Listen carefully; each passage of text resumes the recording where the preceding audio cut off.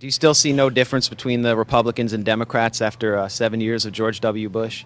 I never said there was no difference. I said the similarities between the two parties tower over the dwindling real differences.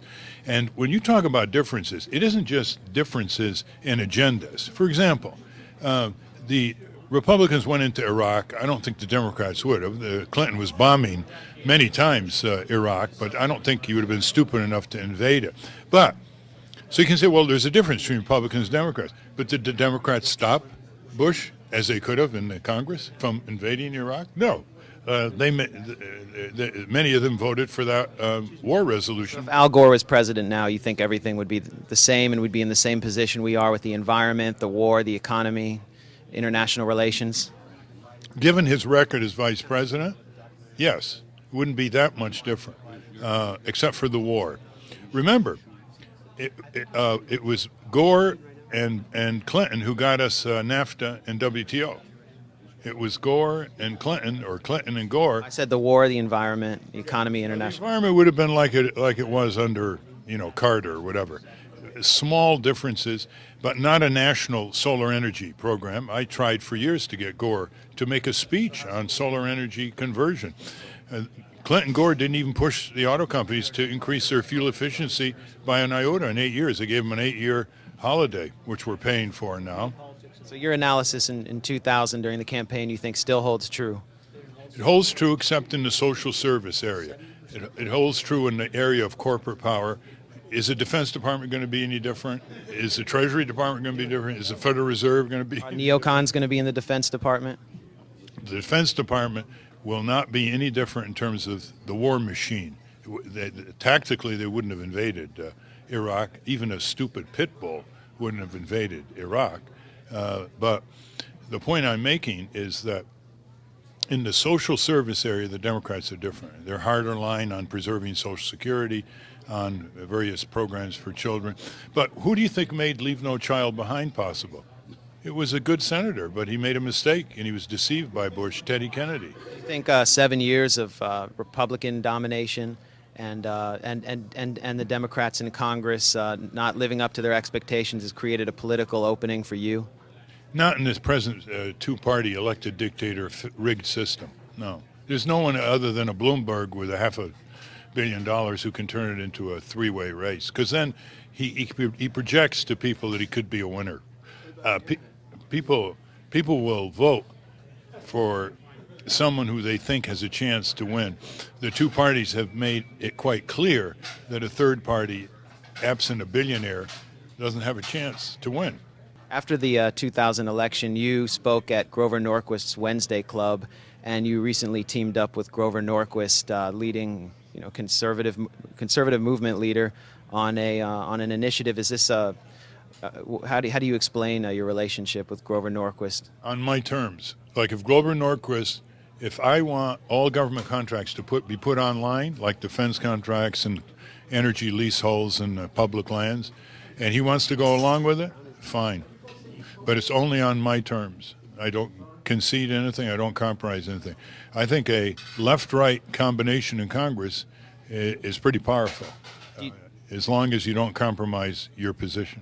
Was teaming up with the Christian right in Florida to save Terry Schiavo, was that returning power to the people, in your opinion? I didn't team up. I just felt that it was not up to a husband who had a common law marriage and 2 kids to decide the fate of his first wife.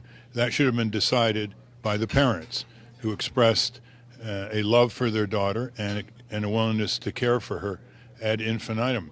The judge made a big mistake because he gave the power over her to a man who had a conflict of interest. He was a common law marriage. He wanted to get along with his new life and his family, and that was a divided allegiance that the judge should have noticed and taken him off the case and put the parents on as the guardians. I personally thought it was a private matter, and that the bill that they passed was at least unusual, if not unconstitutional. Well, I'm talking about the judge. The judge had control of the case. Did you support the special bill the Republicans passed?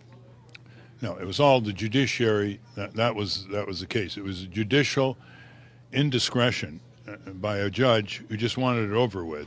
And you never can allow a guardian to have a conflict of interest. And you've spoken out a lot about against corporate power. I haven't heard you talk about immigration a lot, which is a big issue right now. Immigration is corporate power. And you've accepted $1,500 from John Tanton, a man who was ousted from U.S. English for making white supremacist statements and is affiliated with white supremacist groups. Solicited contributions all the time. We don't go into their character, whether they cheated in grade school or what their ideological conversion, because they have no quid pro quo whatsoever. So if anarchists want to do it, or Republicans, as long as they make legal contributions, we accept it, because they have no influence whatsoever. What do you think should be done on the border, and why do you think this man, who's considered the godfather of the anti-immigration movement, would have an interest in your campaign? I have no idea. Maybe he has an interest in 10 campaigns, but if he thinks he's influencing us, he's whistling Dixie. I don't even know his name. The important thing is that we have to control our borders. Anybody who thinks we should have open borders is an apostle of the Wall Street Journal low-wage policy in this country against minorities. That's one. And we need to control our borders not just in terms of immigration that's illegal. We need to control it in terms of pollution, which is a horrendous problem, smuggling, which is a horrendous problem, and infectious diseases. Problem. The second is we need to crack down on employers who are blocking a $10 minimum wage and therefore can say, Americans don't want to do this work. Who wants to do this work for $5.15 under terrible workplace conditions? So it's a low-wage policy that's the root of this approach, and a lot of liberals have bought into it because they confuse this strategic policy by the Wall Street Journal types with civil rights.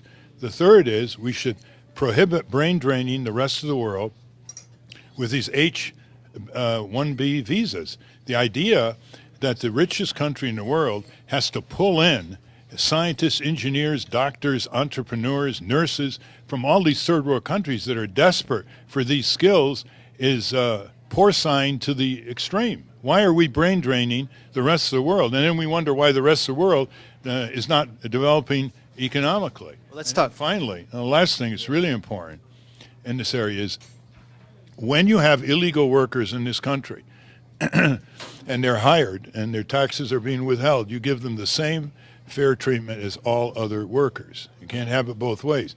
That's not only humane, but it tends to attenuate a little bit this pull-down impact on wage conditions in our country.